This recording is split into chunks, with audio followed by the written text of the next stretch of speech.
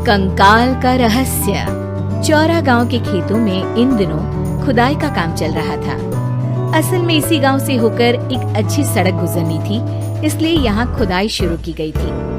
अचानक एक दिन खुदाई करने वाली मशीन से कुछ टकराता है। बाद में जब खोजबीन की जाती है तो वहाँ से 2 कंकाल मिलते हैं। पुलिस गांव के लोगों से पूछताछ शुरू करती है। आप लोगों को क्या लगता है ये किसके कंकाल हो सकते हैं? अरे साहब, हमें क्या पता ये किसके कंकाल हैं? आप ही लोग पता लगाइए, हम लोग तो बहुत ज्यादा डरे हुए हैं। हाँ, हमारी फॉरेंसिक टीम अभी आ रही है। ये बताओ कि इस गांव के रहने वाला कोई जोड़ा गायब तो नहीं ना? क्योंकि शुरुआती जांच में तो ये बात सामने आ रही है कि एक कंकाल किसी पुरुष का है तो एक किसी महिला का। साहब, हमें तो बहुत डर लग रहा है। ऐसे कंकाल मिलने का मतलब गांव के आसपास ही किसी की हत्या हुई है या फिर किसी को जलाकर मार डाला गया है। हाँ साहब, हम अपने परिवार को लेकर बहुत ही ज्यादा परेशान हैं। देखिए, आप लोगों की परेशानी हम समझ सकते हैं, लेकिन आप लोगों को पुलिस का सहयोग करना होगा, क्योंकि आपके सहयोग के बगैर हम ये पता नहीं लगा सकते हैं कि आखिर ये किसके कंकाल है और इनकी हत्या किसने की। ठीक है साहब, गांव के लोग आपका पूरा सहयोग करेंगे। हाँ साहब, पूरा सहयोग करेंगे। तो फिर ठीक है, हम अपनी जांच शुरू कर देते हैं। कुछ दिन बाद जांच रिपोर्ट आ जाती है। पता चलता है कि ये कंकाल करीब 20 साल पुराने हैं, यानी 20 साल पहले किसी जोड़े की हत्या कर शव को यहाँ पर दबा दिया गया था। इंस्पेक्टर राघव, ये बताओ कि 20 साल पहले की मर्डर मिस्ट्री क्या आप सुलझ सकती है? हाँ सर, क्यों नहीं, लेकिन अब सबूत और गवाह काफी मिट गए होंगे।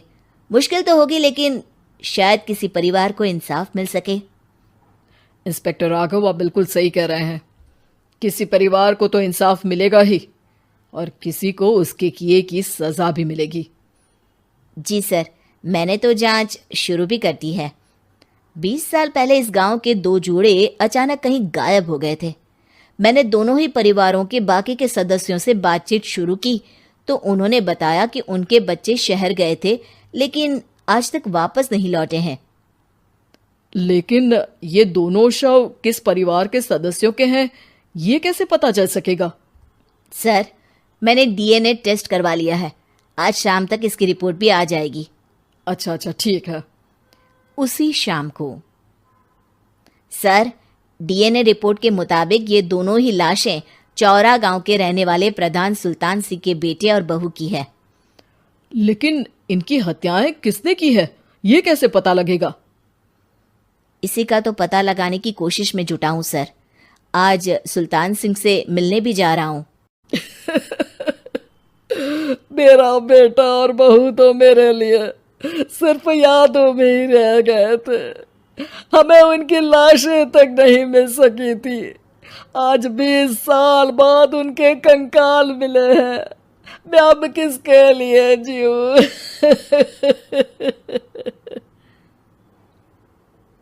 लेकिन सर, क्या आपकी किसी से कोई दुश्मनी थी? अपने बेटे बहू की हत्या के लिए आप किसे जिम्मेदार मान रहे हैं? अब मैं किसका नाम बोलूं? मेरी तो किसी से दुश्मनी नहीं थी, बस मेरे बेटे बहू को कोई वापस ला पाता।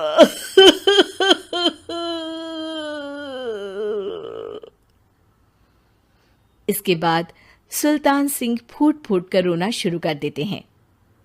सर, अब आप इनका अंतिम संस्कार करवा सकते हैं। कम से कम इनका शरीर ना सही, इनका कंकाल तो आपको मिला है। लेकिन हाँ, अगर आपको कुछ भी याद आए तो जरूर बताइएगा। मेरी तो बेटा अब उम्र हो गई है, लेकिन मेरे बेटे और बहू के हत्यारों का जरूर पता लगाइएगा, क्योंकि जब तक हत्यारे पकड़े नहीं जाएंगे मेरा मन नहीं मानेगा। सर, हमारी पूरी कोशिश रहेगी हत्यारे को पकड़ने की। लेकिन एक बात बताइए, उस वक्त आपको किस पर शक गया था? उस वक्त मेरे एक ड्राइवर को पकड़ा गया था, लेकिन सबूतों के अभाव में उसे छोड़ दिया गया था। अच्छा, और ड्राइवर पर कैसे शक हुआ था? क्योंकि उस दिन ड्राइवर छुट्टी पर था। उस समय लेकिन लाश क्यों नहीं मिल सकी थी? उस वक्त पुलिस ने बहुत कोशिश की थी, लेकिन दोनों की डेड बॉडी नहीं मिल सकी थी। ठीक है, हमारी तफ्तीश चल रही है, मैं फिर आऊंगा। इसके बाद इंस्पेक्टर वहां से चला जाता है और सुल्तान सिंह अपने बेटे और बहू की याद में खो जाते हैं। कुछ दिन बाद सुल्तान सर, एक बात बताइए, जब आपके बेटे बहू की हत्या हुई थी, उसी के आसपास आपके ही गांव का रहने वाला एक और जोड़ा उसी वक्त गायब हो गया था ना? हाँ सर, अलका और अभिषेक, वो भी मेरे बच्चों जैसे ही थे। तो फिर वो कहाँ है? उनका भी आज तक पता नहीं चल सका, लेकिन बताते हैं कि कुछ साल पहले अभिषेक को गांव के ही किसी आदमी ने मुंबई में देखा था, लेकिन फिर वो गायब हो गया। यानी अभिषेक और अलका की हत्या नहीं हुई थी, बल्कि उन्होंने किसी वजह से खुद ही गांव छोड़ दिया था। हाँ, हो सकता है, क्योंकि अभिषेक मेरे बेटे संतोष का अच्छा दोस्त था और उसका मेरे घर भी आना जाना लगा रहता था। हो सकता है कि उसने मेरे बेटे और बहू के बारे में सुन लिया हो और ये गांव छोड़ दिया हो सकता है। उनके परिवार का कोई अब नहीं रहता क्या इस गांव में? अब तो कोई नहीं रहता। एक चाचा थे, लेकिन उन्होंने भी अपना पुश्तैनी मकान बेच दिया है। वो भी अब कहीं शहर में ही बस गए हैं। ओह, अभिषेक और अलका के बारे में भी पता लगाना होगा। हो सकता है कि वही इस हत्या के बारे में कुछ बता सके। हो तो सकता है, लेकिन वो बेचारे तो खुद ही वक्त के मारे थे, वो क्या बताएंगे। फिर भी सर, जब केस दोबारा खुला है तो जांच तो करनी ही पड़ेगी, और इस बार तो लाशें भी बरामद हुई है। कुछ दिन तक लगातार तफ्तीश चलती रही। एक दिन थाने से सुल्तान सिंह को फोन आता है। हाँ, कौन बोल रहा है? सर, मैं कांस्टेबल तुलाराम बोल रहा हूँ थाने से। आपको थाने आना पड़ेगा। थाने? लेकिन क्यों? सर, किसी की पहचान करवानी है। अच्छा ठीक है, मैं दोपहर तक पहुंचता हूँ। सुल्तान सिंह दोपहर में थाने पहुंचता है। कई पुलिस के अधिकारी वहां मौजूद रहते हैं। सर, आपके बेटे की हत्या का रहस्य आज शायद सुलझ जाए। अच्छा इंस्पेक्टर राघव, पर वो कैसे? सर, उस आदमी को देखिए, क्या वही अभिषेक है? सुल्तान सिंह की आंखों में हैरानी से आंसू आ जाते हैं। हाँ सर, यही अभिषेक है। ये आपको कहाँ से मिला? सिर्फ अभिषेक ही नहीं, बल्कि इसकी पत्नी अलका भी इसके साथ है। मैडम, जरा अभिषेक की पत्नी को लाइए। जैसे ही अलका को पेश किया जाता है, सुल्तान सिंह जमीन पर गिर जाते हैं।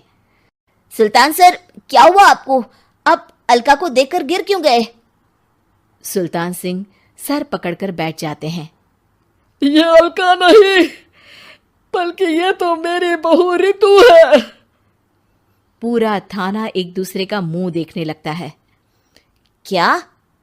इसके बाद हर किसी को दो कंकाल और हत्या का रहस्य समझ में आ गया। अभिषेक और रितु ने मिलकर संतोष और अलका की हत्या की थी और लाश को जमीन के नीचे दबा दिया था।